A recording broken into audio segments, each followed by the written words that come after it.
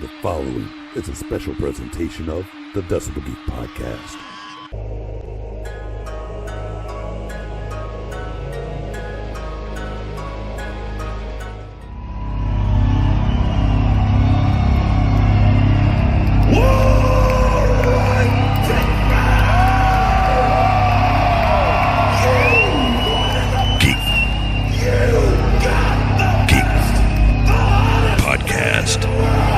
The Decibel Geek podcast.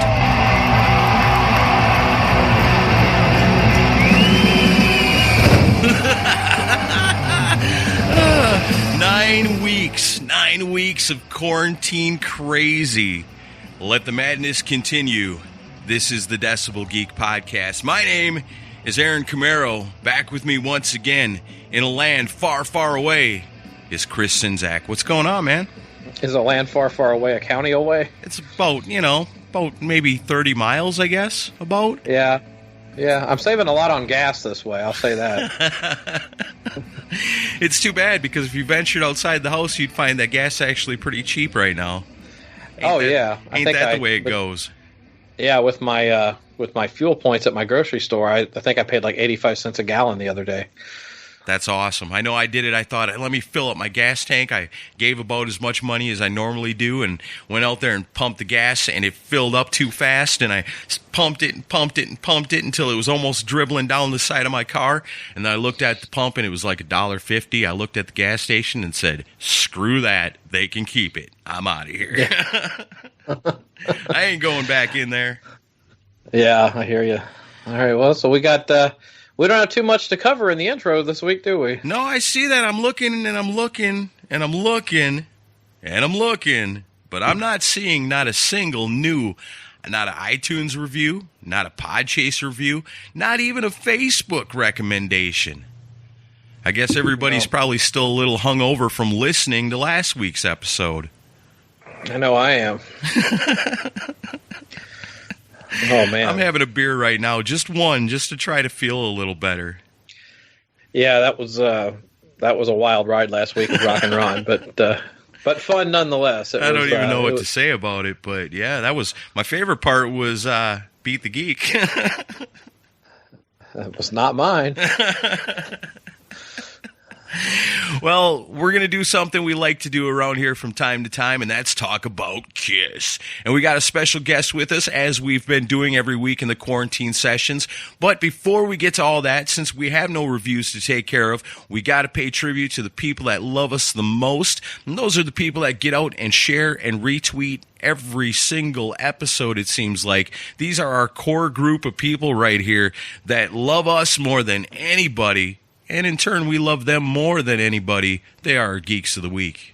Yeah, Geeks of the Week this week are Chuck Noseworthy, Kristen Schimbeck, Nate Atchison, Mikhail Burrell, Joseph Capone, Rock and Ron Runyon, Decibel Geek TV, Simon Catt, Adam Cox, Aaron Baker, Jay Shabluski, Christopher Stokes, Andrew Jacobs, Bill Elam, Stephen Michael, Growing Up Rock Podcast, Eladio, David, Kathy, and as always, the Mooger Fooger. That's right. Those are our people. And you mentioned Rock and Ron Runyon. Man, that was so much fun last week. I'm glad he talked us into drinking with him, because that was a blast. I needed that. Yeah, but next time he comes on the show, I'm going to talk him out of drinking. Well, good luck with that. Yeah, I know.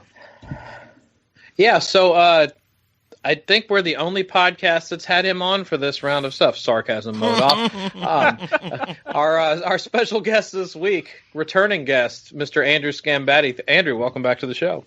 Thank you so much for having me. It's weird. One of my really good friends was like, "Oh yeah, I can't wait to catch up and listen to all the Kiss podcasts this week." And I'm like, I just want to apologize up front, because I'm on them all and probably saying almost the same thing throughout the entire ones. But thank you for having me back, and this is cool. And just remember, Chris, you were the first one that kind of started this whole craziness thing, because when I was still doing the Kiss My Boots podcast on Kiss Bootlegs, and I released the I video with Jason Herndon, you were one of the first ones that reviewed that, and that kind of exploded into so many things. Eddie Trunk picked it up, Nikki Sixx picked it up, and it was a big success. So tip of my hat that I never wear to you, but thank you. So it's always good to come back here. Cool. Well, I'll expect a check in the mail soon then. It's already in the mail. Don't worry about it. I know your PayPal, Okay. so it's Yeah, good. it's all of the residuals that you're making off this great new movie you put out. You right? are correct. You are correct. 8% of 0 is still 0. So. Oh. Yeah, it's just like podcasting money. But you're back. You did the one last time, and we'll get into the description of that. We're going to cover it real fast out of the gate. But I am proud to say that you will not be saying the same thing on this episode as the other ones, because we have a crap ton, and that's a scientific fact, amount of listener submitted KISS questions. So Andrew has such an impact that he'll take our show, which isn't a KISS show, and turn it into a KISS show for a week. Imagine that.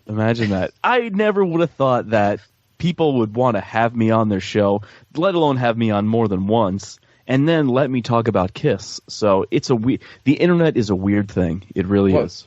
Well, when you message me, 5 times a week and say, have me on your show, I kind of have to eventually let you know. Was it 5 times a week? No, not. Okay, it was 7.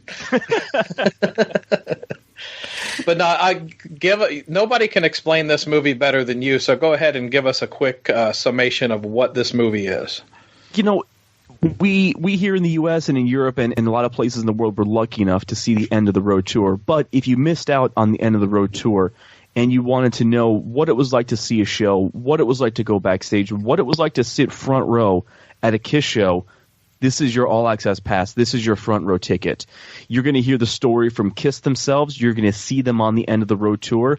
And I'm your captain. I'm taking you on this journey. So you're going to hear my history, as well as how this KISS tour unfolded from its inception all the way to what the proposed last show was at the time, which we all think it's probably changed now. So if you love KISS, and if KISS had an impact on your life, and you want to know what this great End of the Road tour was, one last time is for you. You can see it for free anytime on YouTube and Vimeo. It's streaming now. And right before we logged on, we just passed 15,000 views. That's 15,000 in just over 24 hours. So It's been an awesome response, and it's been unanimously positive on everybody's comments. So it's good.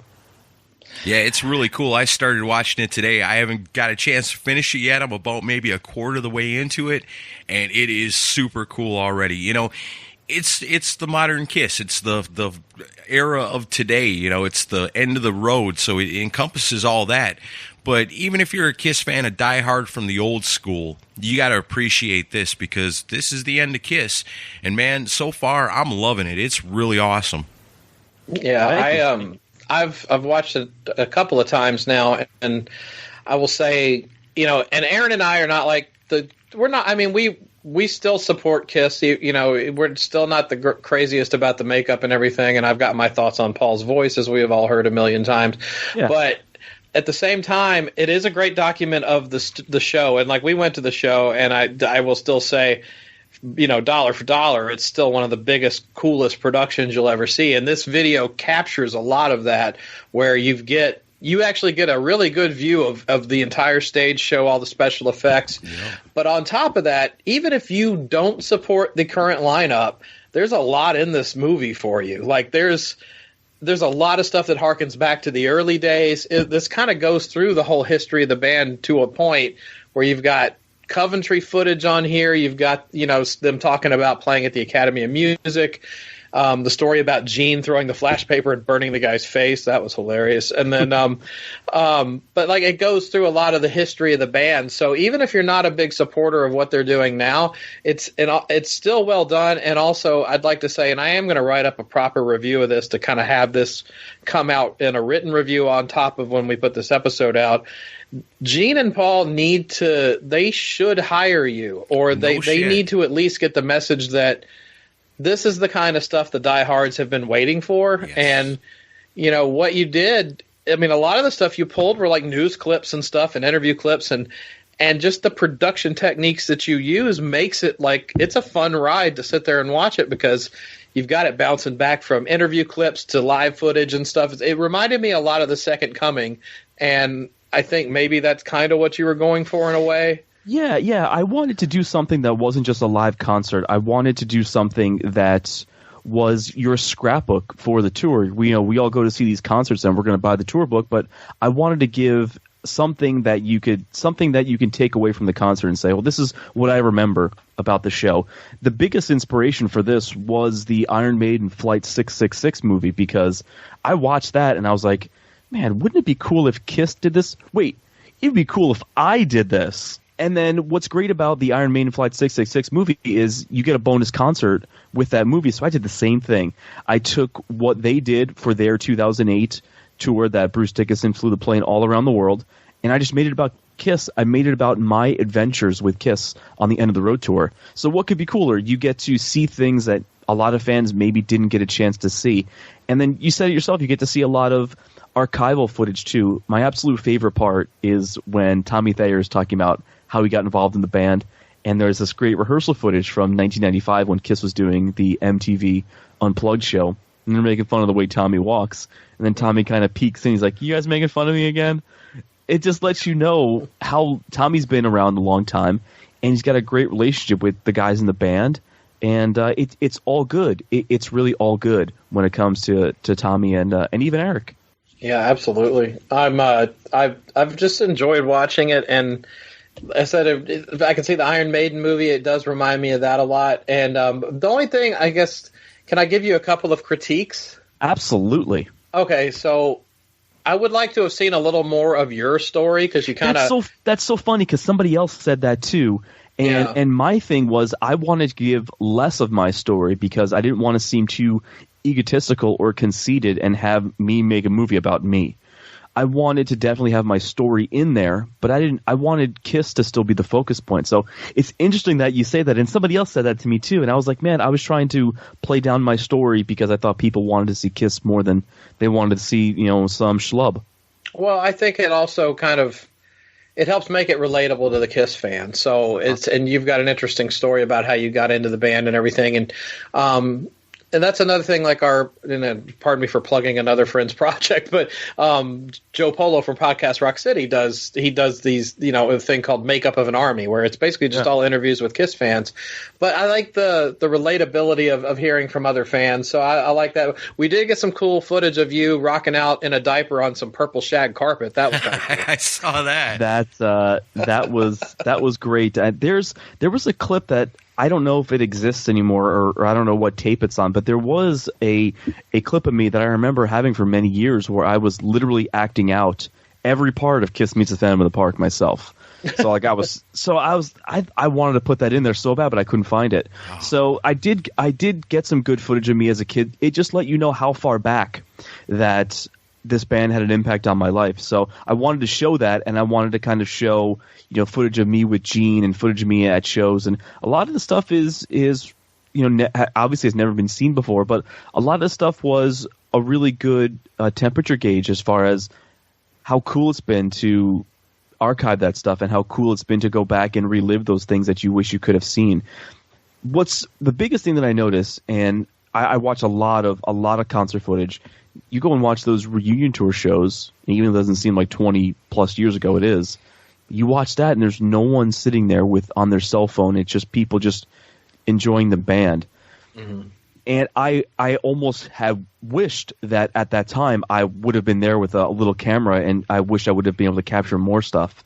So it's cool to have what I have now, because now all the footage everything is captured. I mean, anything happens, you'd see it on YouTube the next day. It just wasn't like that back then. So it was cool for me to go back and show a little bit of that footage, that I was able to save a little bit of stuff over these times in my life. Awesome. Right on. That's really cool. I'm glad you keep bringing it, man, because you're really good at what you do. And, yeah, we've said it last time you were here. We've said it a million times. This guy needs to be working for Kiss. If Kiss is a band really cares more about the fans than they do a buck, then get this guy to help you give the fans exactly what they want, because, Andrew, you've been delivering every single time. I work for cheap, too. So, no. My whole purpose behind this was to get Kiss's attention. And yesterday, when I released it, I did tag all the Kiss members on my Instagram post, something I've never done before. Yeah. So I hope it gets to them. But hey, if you know someone that you just if you know someone that's close to Kiss or whatever, just send it to them. Or if you want to send it to somebody, just I've done my part, and it's just up to everyone else to do it too. If they see it enough times, they'll be like, all right, fine, we'll watch it, or maybe we'll give this kid a shot. So who knows? Yeah, and as we get to, and we'll go over some of this in the listener questions because it comes up, but once we get to the actual end of the band being an active entity, I'm hoping more of these types of projects are going to be coming down the pipeline, because this is they've got to be sitting on a lot of cool stuff, and it's like they're the ones who could really put it together, and they need people like you, because like when they put out Second Coming, they had Tommy working on it, and Tommy's a fan of the band, even though he's in the band now, but he was coming from a pure place with it, and also the History book came from people working on it that were fans. So the best products they've ever put out have been things where the fans had a direct involvement, and that's why I think you'd be a great person to work for them. The fans know what the fans want. Yep. Yeah, I agree. And they have the passion because it's important to them. Yeah. It's important to us. That's why we dedicate whole entire shows like today to the hottest band in the land. Yeah, and we're actually gonna forego Beat the Geek this week because we have so many Kiss related listener questions. Kissner question. That's what we're gonna do. That's what we're gonna call this. I like that better. So, Aaron, you want to just get into these? Yeah, we've got a ton of them, and I guess we'll just start at the top like we do every time with the Instagram. So the first question on Instagram comes to us from Rono Reb, and they want to know, many have discussed favorite lead guitar player, but rate the best singers of all Kiss members. Plus, we don't want to hear Chris rate Vinny as the best guitar player. Best singers in Kiss. I've always been a big fan of Peter Criss's vocals, and his vocals were kind of one of the first things that really drew me to the band once I got my copy of Alive. Having Black Diamond became my favorite Kiss song pretty early on. So I've always loved his voice. So I guess I would say Peter would be at the top, and then Paul close behind. I think I'd do the opposite of that. I'd go Paul first. Of course, we're counting the whole career, not today. You got to go number one with Paul. I mean, listen to that stuff he was singing in the 80s, especially, when in the non-makeup era. He had, and still to this day, if you rank them all of all time, you got to put Paul Stanley's voice right up there with some of the greats like Robert Plant or Steve Marriott or any of them. Any of the great singers, you got to put Paul Stanley right up there, number one. I guess he's asking for best, not favorite, and I was kind of going on favorite. So, okay. Singing ability, yeah, you got to go with Paul. Otherwise, if it's favorite, it's Ace Frehley. If it's best, he's probably down at the bottom. Yeah. What about you, Andrew? It's going to be Paul Stanley. I mean, you listen to what they did in the 80s, and he was really singing in the stratosphere. But even you listen to what he was doing in 96, and he did Phantom of the Opera in 98, 99, it's hands down to Paul Stanley. Not to take anything away from Gene Simmons, because in his own way, he ain't hitting the crazy high notes and stuff. In his own unique way, Gene Simmons is an awesome singer too. Yeah, I think he's doing great vocals even up to current day. Ace was good for what he did. Peter, Chris, you nailed it. Peter Criss is an awesome vocalist. I always compared him to like Bob Seger kind of style of singer, with a lot more soul, I thought. And the rest of the guys down the line, Eric Carr was a good singer. Vinnie Vincent was a good singer.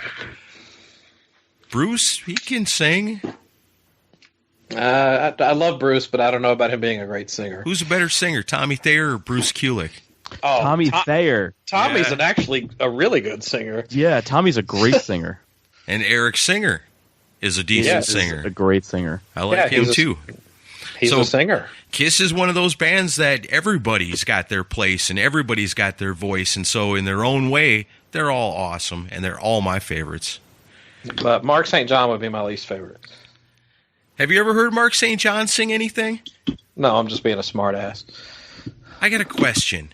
Now, this is out of turn because I actually have a real Kiss question that you guys might be able to answer.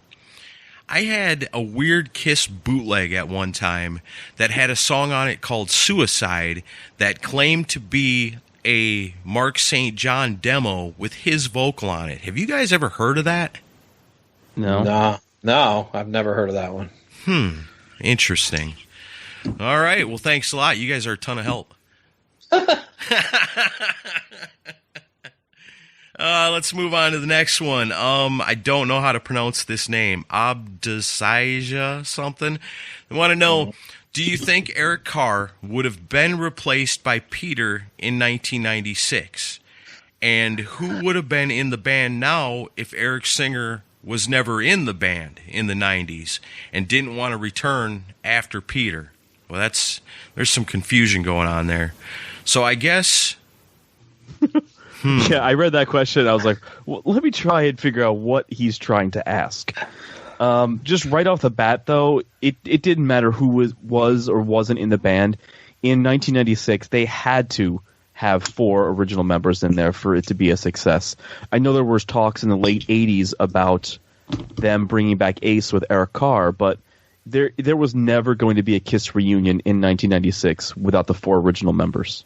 Yeah, I agree with that. I don't see how it wouldn't have been as successful. I loved Eric Carr, but it had to be Peter. Yeah, the only way that would ever happen that way is if, and this is all a bunch of what if, this whole question, is if it would have been some kind of deal where Peter Criss had passed away. Then the reunion would have happened with Eric Carr. If it was reversed, like if Peter Criss passed away and Eric Carr never died, is how that would kind of have to work. I think the other part of his question is asking, like, if Eric Singer was never an option to replace, like, if they did the reunion with Peter and then after Peter left the band, like, who would be wearing the cat makeup now if Eric Singer wasn't an option? Wow, that's a good question. So they're saying that both Peter Criss and Eric Carr are not an option to come back, and Peter Criss has left. I think that's what he's asking. Yes. I would nominate Andrew Scambatti. No, I wouldn't do it. Who would probably? Man, who's the drummer for Alice Cooper right now? Glenn Sobel. Yeah, it would be him. It would be him, 100%. Yeah, I can see it. That's a good question. And once you figure it out, all right, let's move on to the Twitter. Then here's one from Eladio. Did any of you get a chance to go to the Kiss Coffee House in Myrtle Beach? Oh, one of us got to work there. Yeah, I've never been. Yeah, I used to work there, and to my understanding, I'm the only Kiss fan that's ever worked there. And it was great, man. I mean, when we would close shop up, I would try on the costumes, and it was a lot of fun. Wow. For real? For real. Nice. That's awesome. So you're the only Kiss fan working in the Kiss Coffee House? Only the people that worked there hated Kiss.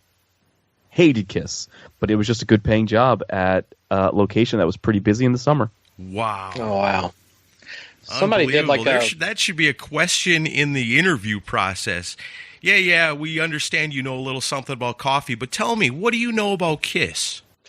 You got to know your stuff if you're going to work here. They just want to hire a bunch of podcasters to work at we're going to relocate Ken Mills and, on down the line and all the Kiss podcasters, we're going to move them to Myrtle Beach. And then when people come in here, they get the whole experience.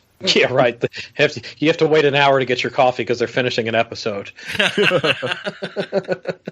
No, I never got to go, but actually the summer before it closed, my wife and I were trying to plan a trip to Myrtle Beach, and of course I suggest Myrtle Beach because I wanted to go there.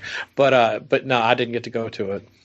Andrew, did you move to Myrtle Beach to work at the Kiss Coffee House? So there was. Do you guys ever hear that band that sounded like Kiss that released an album called 1977 Rock and Roll? Yeah, the guy. Okay, Clown, so that was me. Right? Yeah, that was me. No, it wasn't the guy from Clown. That was me. No, that was me and Yayo from Kiss Army.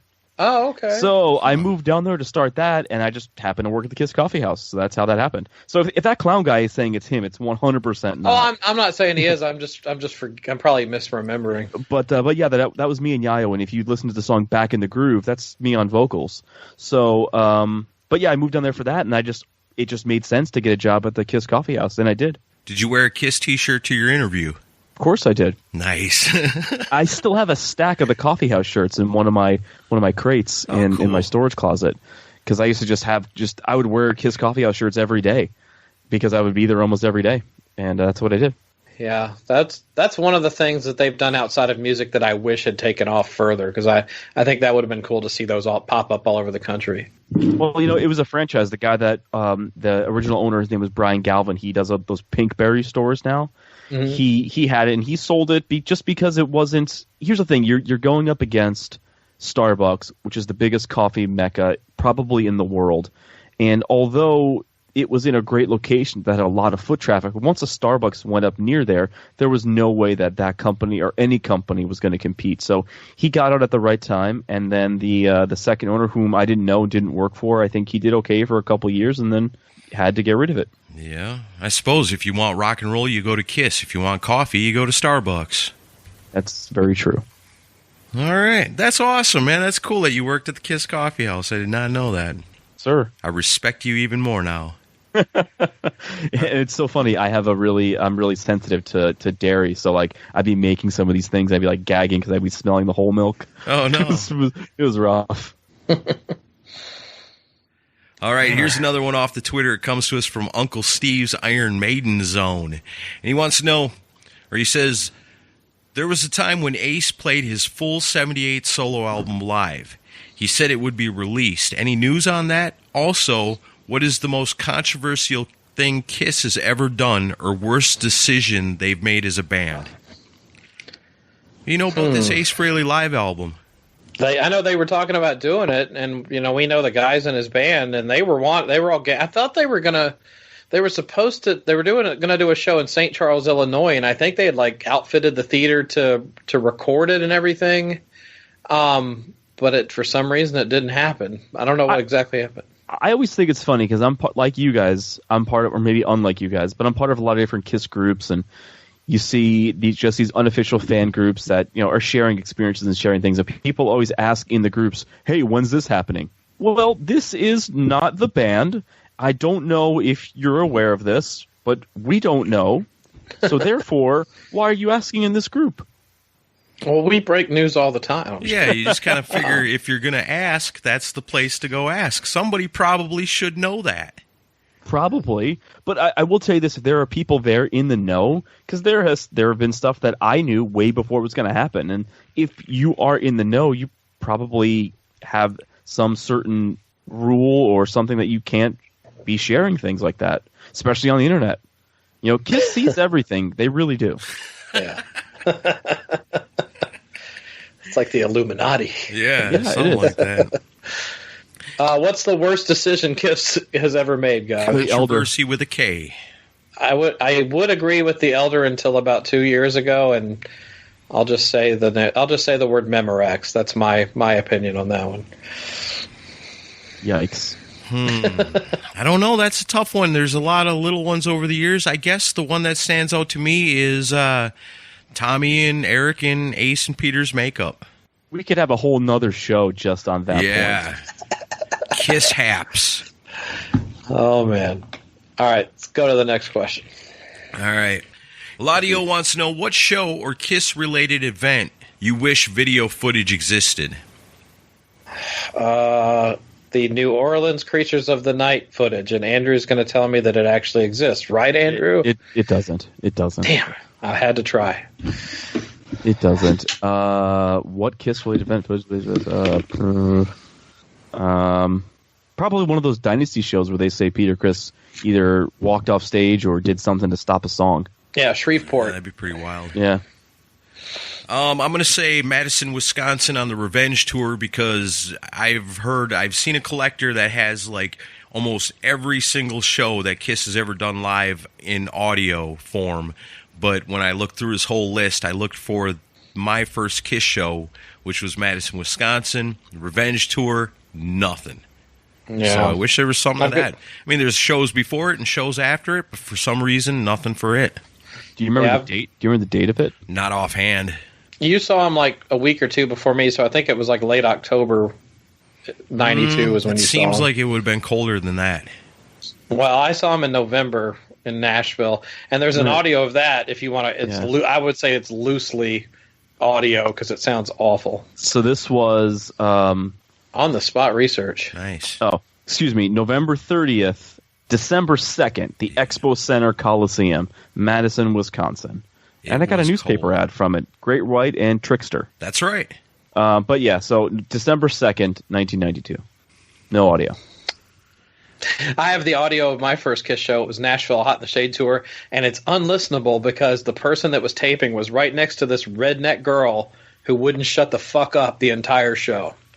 When I was editing one last time, which is available on YouTube and Vimeo right now for you guys to watch. If you listen to Rock and Roll Night, you hear a guy in like the thickest New York accent I've ever heard in my life. He's like, look, he's gonna break the guitar. I remember seeing that. That's cool, though. I was like, how can I get rid of this? And I couldn't get rid of it, but I really wanted to. No, I thought it added to it. Yeah, that's awful. part of it. It was awful. First Kiss song that comes to your mind right now, and why? Black Diamond. Well, Black Diamond. I'm going to say Rip It Out just because I look up and there's the Ace Frehley solo album hanging on the wall. In case you haven't figured it out, Aaron likes Ace Frehley quite a bit. Listen, Ace Frehley in the 70s was great. Shoot, yeah. All right, let's move on to Facebook. We've got, like Chris said, a crap ton with a K of questions from Facebook. First one comes to us from Anthony Poole. It always slightly bothered me that despite numerous restarts and long actual recording of Kiss Unplugged, that Sure Know Something was one take and Paul singing the same lyric twice, Feel the Pain. I love the Unplugged version, but it can't be perfection now, just slightly short. This shows the this is the anal retentativeness of Kiss fans. And you're right, it's not a question. Not a statement. It sure is. That's cool, though. Let's see what else. Nayrand Kavura. What if Kiss was never able to perform again due to COVID-19? How do you think their legacy will unfold? Somebody else asked later, have we seen the last Kiss show? I don't know. Andrew, do you think they're done, or you think they'll come back? I have on good authority that they will be back as long as people are allowed to start performing again. So, well, who knows? I mean, this is too uncertain. I don't like to go down this COVID-19 this COVID-19 rabbit hole. So, that's just my opinion. Yeah, I think they'll be back once it all calms down. Hopefully, it all calms down. Who knows? Your guess is as good as mine. All right, here's one from our friend Pontus Wittenmark. He says, not so much question, but here's an anecdote to those who it may concern. In Swedish, kiss means piss. So when we Swedish kids heard about a scary new band called Piss, we thought the name alone was the coolest thing on the planet. There is actually a pretty famous Swedish Kiss cover band called Bays, I think. I'm not Swedish. With Bays meaning shit. And also, Pontus says, keep up the good work. I actually looked that up because I was like, wow, it's weird how different things mean, different things in different places. And it is true. Kiss in Sweden actually means piss. Wow. I should have saved that for Kiss trivia someday. I wouldn't have gotten that one, I'll say that. All right, here's one from Ian Wadley from the Dysplasia of Hippica podcast. District of Columbia. Oh, okay. He wants to know, how does Paul decide which pre-recorded vocal to use for each song? Can we vote on it? And where's Tommy Thayer? I ordered that pizza like 2 hours ago. No comment. No comment. I told you our listeners are going to have uncomfortable questions. No comment. First off, I'm not going to say nothing. No comment. Well, right. Ian, Tommy's trying to be like Ace, so he's running late with the pizza. All right, we'll just move on from that. Nick Rose wants to know, of all the merchandise they've put out, why did Kiss not market their own brand of cold gin? That one seems like a dead giveaway. Or like Mr. Speed Stick deodorant, Plaster Caster at Home kit, etc. All right, well, yeah, I'll tell you about the deodorant because you guys have been to Kiss conventions and so have I, and it's funny. People are going to be buying $1,000 worth of Kiss stuff, and then oh my God, I bought the platinum ticket for this, and I'm going to meet this guy, and it was $75, and I bought this, and it doesn't matter. Not a stick of deodorant in sight. Yeah. Not a stick of deodorant. So even if Kiss marketed deodorant, they still wouldn't buy it because they'd be like, oh, I can't use it. It's going to be worth money. Yeah. And they did. The Kiss cologne had deodorant and all that stuff. Oh, yeah. Wow. Yeah, it's a good. tip to everybody: you can like Kiss and deodorant at the same time. You can. The cold gin thing is an interesting question, though, because you would think that would be a moneymaker, I would think. But has Kiss ever done any kind of alcohol? Yeah, they've done wine and beer, I think, right? Yes. Yeah, then cold but gin just remember, seems like a given. all those things are licensing deals. So someone just licenses the logo or does that. They pay their upfront, whatever, and then they do whatever they want. But they were all limited runs. I mean, that wine stuff was popular in 96, 97 because that's what the Spencer's crowd was buying. So it wasn't Kiss marketing that. It was just the licensee was like, oh, we're going to do this, and they just didn't say no. And Blaster Caster Home Kit. What about that, huh? Wow, you sure got a lot of penis statues in your house. Yeah. I'm not touching that. Sure do. Same. Todd Rogers wants to know, there was always a rumor about an Elder movie. How far did it get? Was a script ever written? Any thoughts? Any information?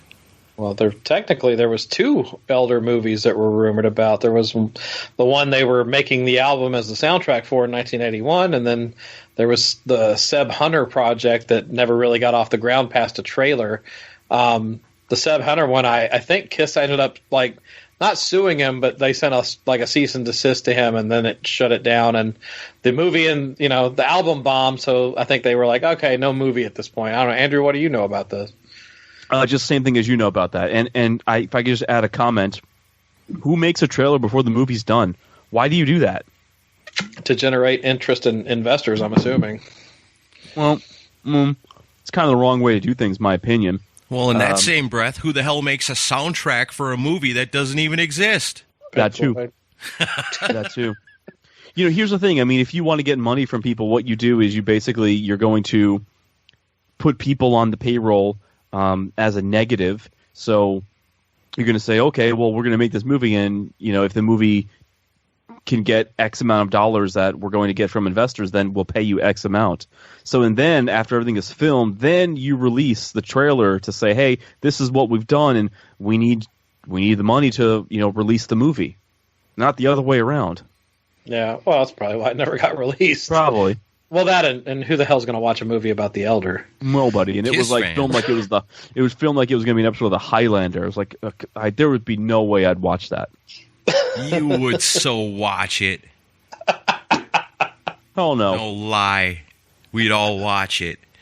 No, I would. So what really was the idea with the Elder? Was it, we're going to create this and then hopefully some big movie company comes through and says, we want to make a movie out of this? I mean, was that what Kiss was hoping for? Oh, you're talking about the 81 like the actual album. They were trying to copy Pink Floyd with The Wall is what it was. I mean, exactly. Because Ezrin produced The Wall, and then Gene got in his head that, I can do that. And they were like, well, we'll just do the soundtrack, and then the album will sell boatloads, and then we'll make a movie out of it. And, well, nobody gave a damn about the album, and they're like, well, we can't do a movie now. They were going to do a trilogy. Mm-hmm. I know they released the title for the second one was going to be called War of the Gods, but oh wow, but it never got past the idea stage, as far as I know, because the album just bombed. Wow, so if the Elder would have been really successful, there would have been more Elders or albums like that. Yeah, thank God people didn't buy it. Wow, how different would life be? None of us would like Kiss. No Creatures of the Night. Think about that. Exactly. All right, here's one from Alexander Walker. He says, do you think Kiss would have been a better band had they kept Ed Cannon after the first show he performed? I don't know who Ed Cannon is. He was Peter's drum tech that filled in for Peter in Columbus, Georgia in 97. Oh, okay, all right. Yeah, I guess I do know who Ed Cannon is then. To answer your question, no and hell no. Yeah, exactly. Because A, who cares about Ed Cannon, and B, I have the bootleg of that concert somewhere, and I mean, I'll cut the guy slack because I mean he got roped into that last minute. But no, I don't. I mean, even as pedestrian as Peter's playing was on that tour, Ed was worse. And I actually saw Peter the very next night in Nashville. That was my show on the reunion tour, and Peter played like he had something to prove. He actually kicked ass at that show. Nobody. No, we didn't need to see the Ed Cannon era of Kiss. Agreed. Man, cool thing about being Ed Cannon is you can wake up every day and tell your grandkids the same story. We know, Grandpa. We know. You got to be Peter Criss one night. All right, Ron Jones.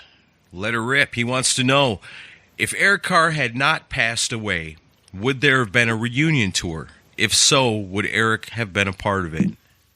We talked about that a little bit earlier. Yeah. There'd be some serious circumstance for that to happen. Yeah, no, we've covered that one, I think. All right, our good friend BJ Kahuna from Rock and or Roll. Did Paul Stanley's psychotherapist turned manager really flee the country with the profits from the Hot in the Shade tour? Yes, he did. It's one of the biggest black eyes in the band's history. And there's actually I think it was called like ID Discovery. It was one of those like high up cable channels did a whole special on them tracking down Jesse Hilson, who was Paul's therapist turned manager. And wow. Yeah. I mean, it's a black eye in the band's history, but I don't look at Paul in a negative light for it. It's one of those things where he trusted the guy, and the guy turned out to be a scumbag, and he ran off with a bunch of money. He actually put his wife in the poorhouse and his kid in the poorhouse. He's a horrible human being. And but yeah, it's a really awful story if you look into it. It's a conflict of interest with a K. Yeah. You think Gene Simmons still gives him shit about that? Probably. Yeah, I have to think Gene said something about that. But yeah, I mean, you're looking at a time when Gene was off making awful movies too. Right, so true. It was a confusing time in the band for sure. It all balances out. Everybody was jacking up Kiss in those days. Here's another one from Nayran wants to know, why hasn't Kiss produced official face masks yet? They have. Yeah, I think so too. I thought I saw something like that. Yeah, aren't the proceeds going to their people?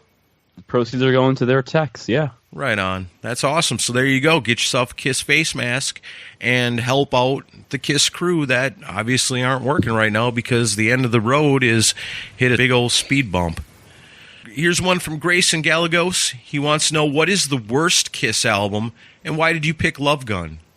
I don't pick Love Gun. Love Gun? Are you fucking kidding me? There's some weird stuff on Love Gun, but it's far from the worst. No. I mean, it's either The Elder or Psycho Circus for me. Psycho Circus is so well produced, though. So, I mean, the songs are better on Sonic Boom and Monster, but man, Psycho Circus sounds so much better.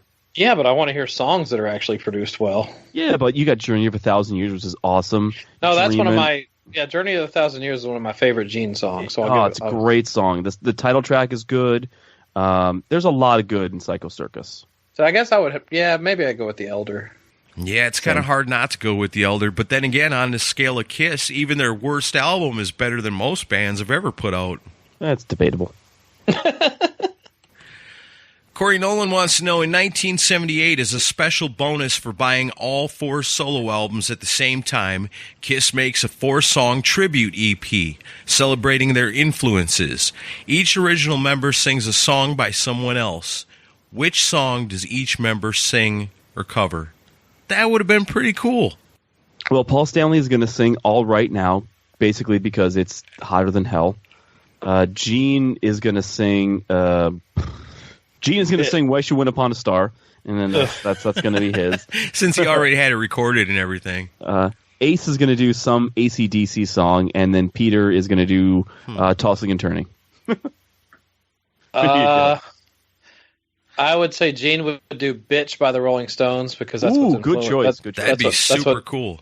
That's what turned into Deuce. Paul would do a Zeppelin song, maybe Communication Breakdown. That'd be awesome. Ace would do Foxy Lady from Hendrix. Yeah. And then Peter would do Sing, Sing, Sing by Gene Krupa. Or something by Barbra Streisand. Oh, God. That's cool. I like that. That's a good question. That'd be awesome if they'd have done something like that. Jacob Erickson said, I would really want you guys to do a review of The Vault. That would take a long time. There's a lot of music on that thing. There's so many other ones out there, too. Yeah, Sonny Pooney did a great one on DecibelGeek.com that you can read. It's the whole thing. And then also, if you want a video version, Ralph Vieira, Dr. Fuck, does a whole thing on YouTube, which is pretty cool. Yeah. And I always love that write-up Sonny Pooney did on the Vault. That was on time at the time and gave so much good information. And that's something, even those articles that he wrote, that's still something I go back to once in a while when I listen to the Vault. And because I had somebody awesome send it to me. But, it's something cool to go back and revisit. And there is some really cool stuff in the Vault, too. So, even stuff that's worthy to put on your iPod. Yep. Victor Ruiz, he was just our guest on the Quarantine Sessions a few weeks ago. He says, should Kiss do a documentary a la the Foo Fighters back and forth, warts and all, featuring members of the band, current and past, producers, etc., dishing both positive and negative on the band? I say, hell yeah, that'd be awesome. Yeah, and have me do it. I was just going to say, and have Andrew direct the whole thing. Exactly. No, I've been wanting, and another documentary that I wish they would take as a blueprint is the Eagles documentary, because that was a good one.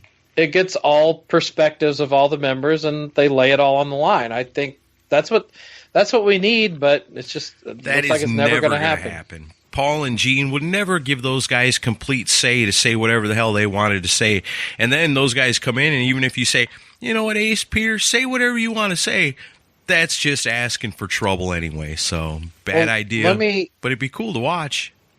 Let me ask Andrew something, because this is a tangent, but you're familiar with the Alan Parker, You Wanted the Best, You Got the Best documentary that got shelved, right? Correct. So I even talked to Alan myself, and he said that it got shelved because they couldn't get a distributor that would pay what the guys wanted in the band. Is that really the case, or do you know any more about that documentary? No, that is correct. They licensed a boatload of footage, and all these guys, this is what they do for a living. Alan's got a great Beatles movie that came out, and he's got other movies in the works, but when you do something like that, you're not going to put your own money on the line, so they needed to X amount of dollars to license some of the footage and get it off the ground, and no one wanted to pay up. So it's in a safe right now. That's a damn shame. Man, hopefully someday we get to see this stuff. Yeah. Agreed.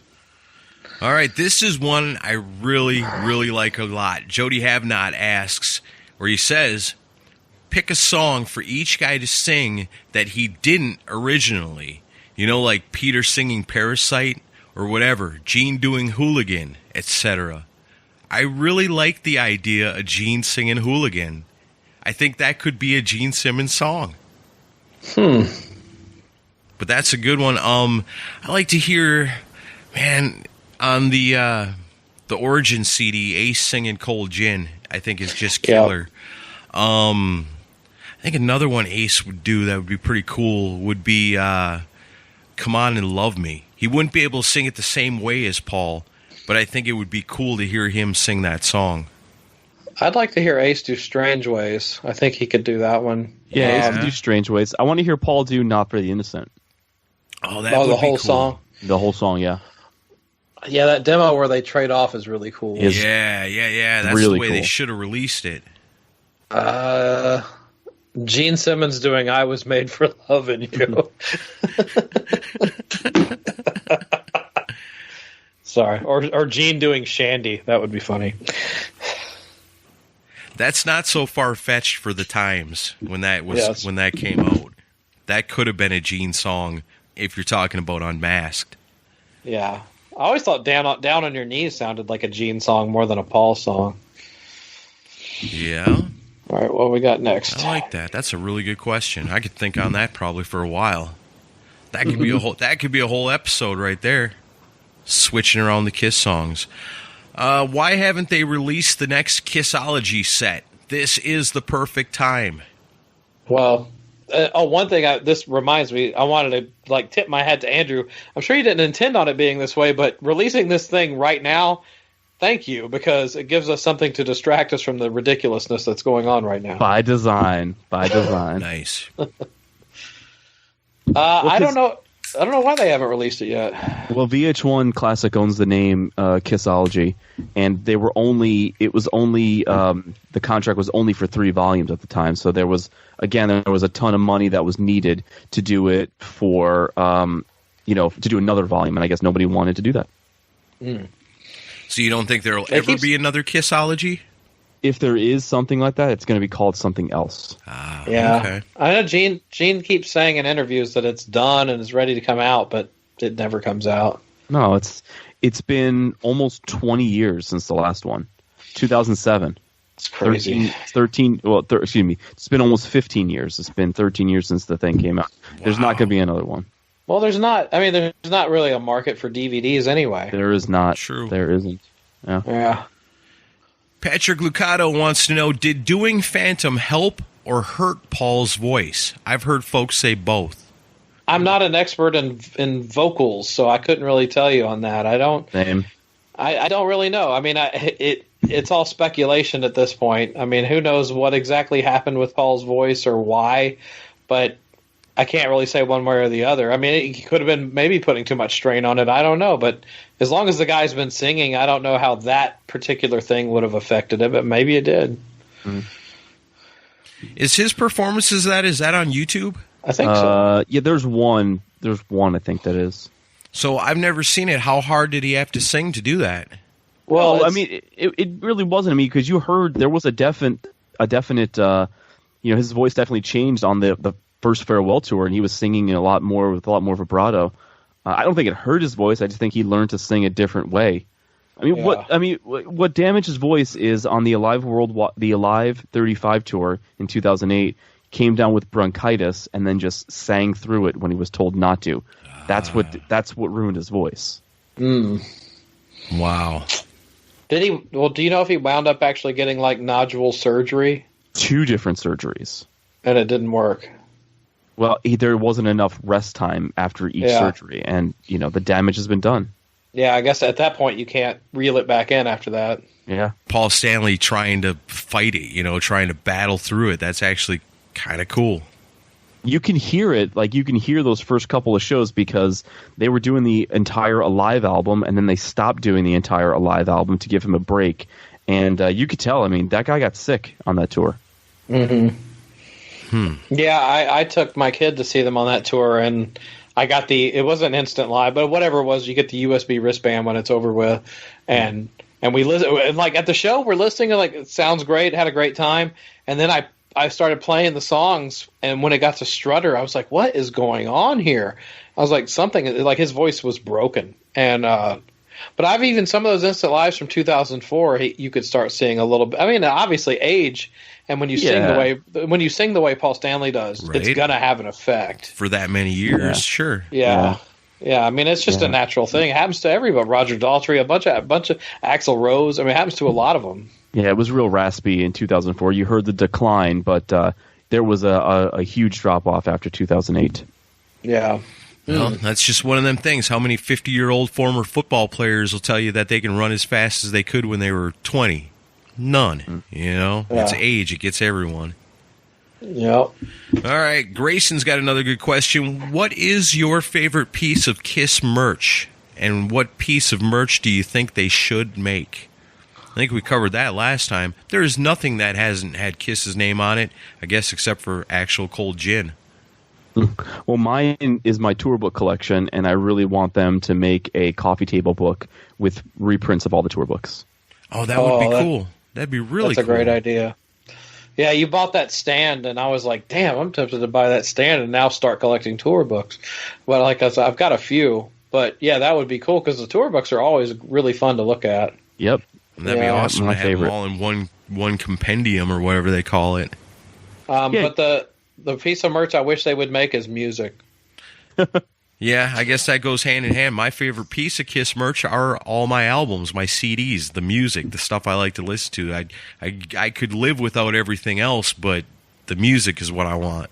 Although there are a million cool things that Kiss has put their names on. Hey, here's one from Matt Porter. It's a question he wants to know. Does anyone go on more podcasts to promote than Andrew? That would be no. And that is correct. The answer is no.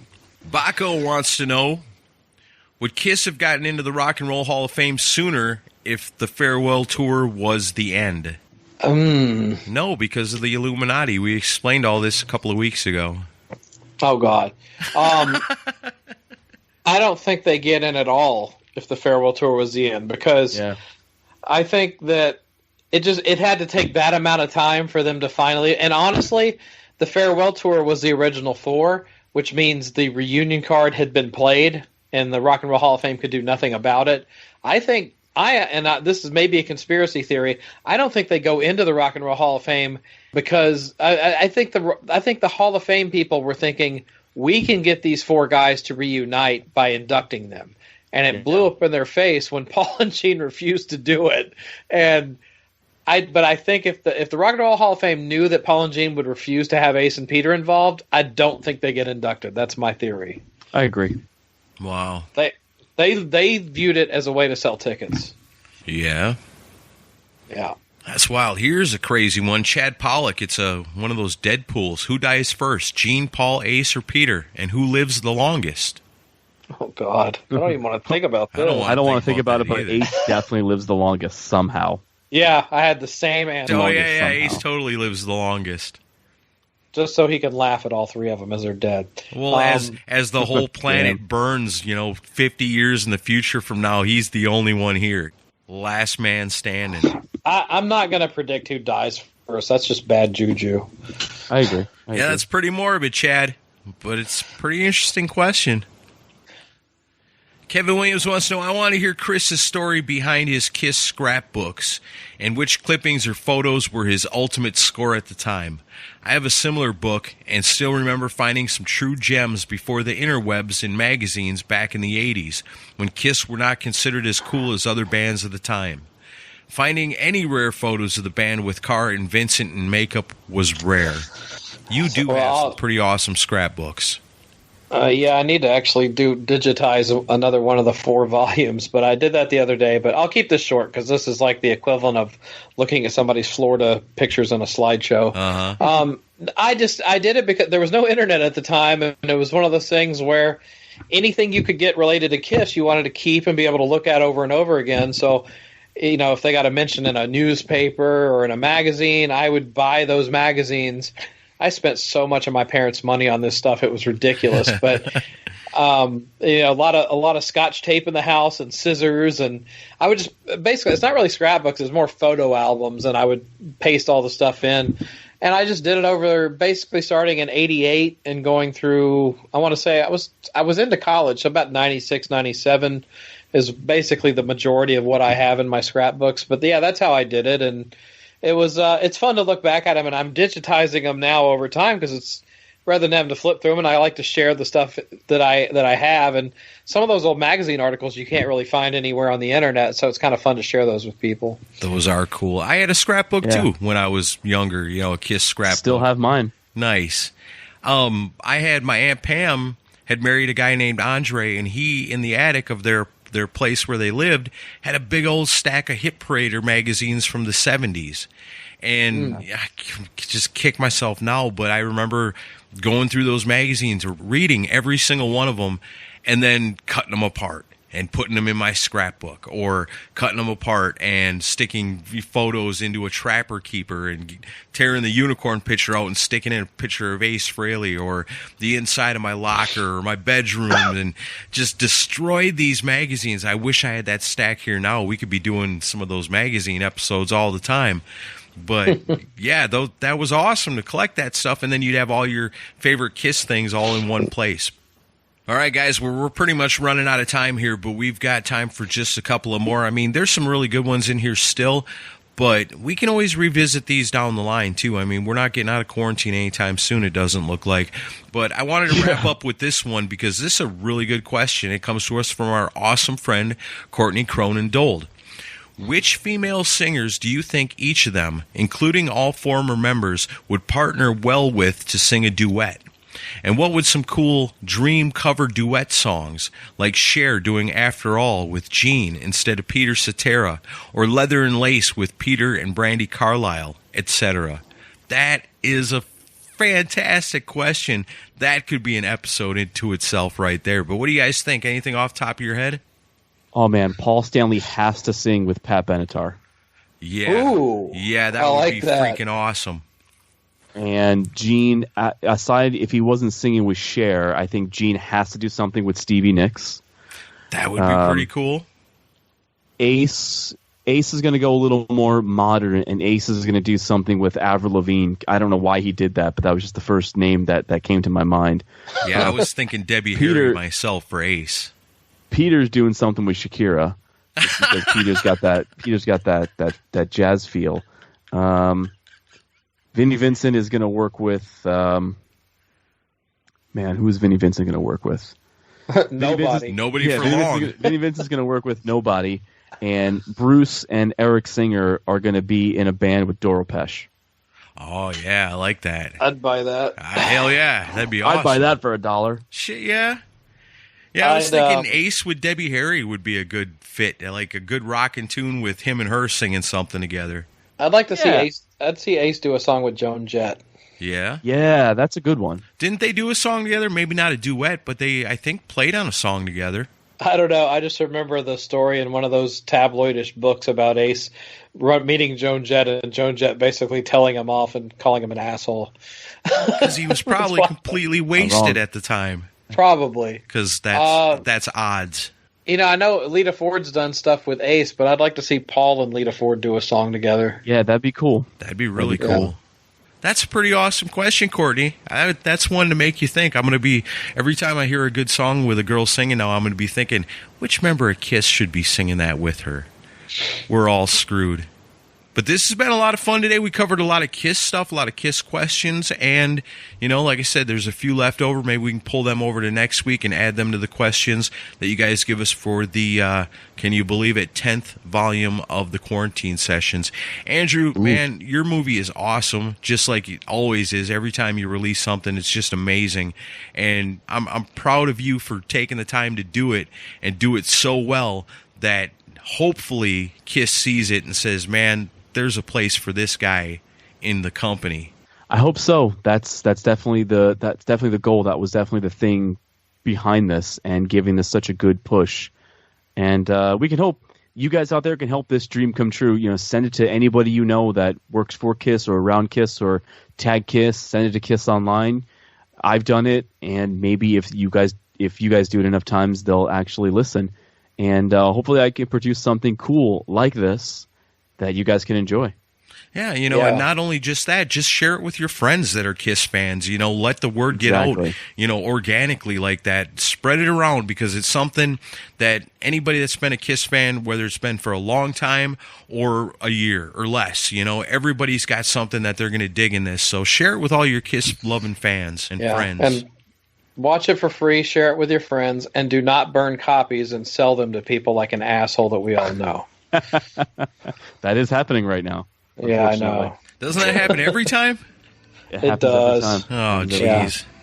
Some people have to ruin the party for everybody else. Some places in the world have DVD players, but they don't have internets. Yeah. But, well, thanks for taking the time to do this, and we're going to help spread the word, and appreciate your time. Thank you so much for having me, and this was really fun.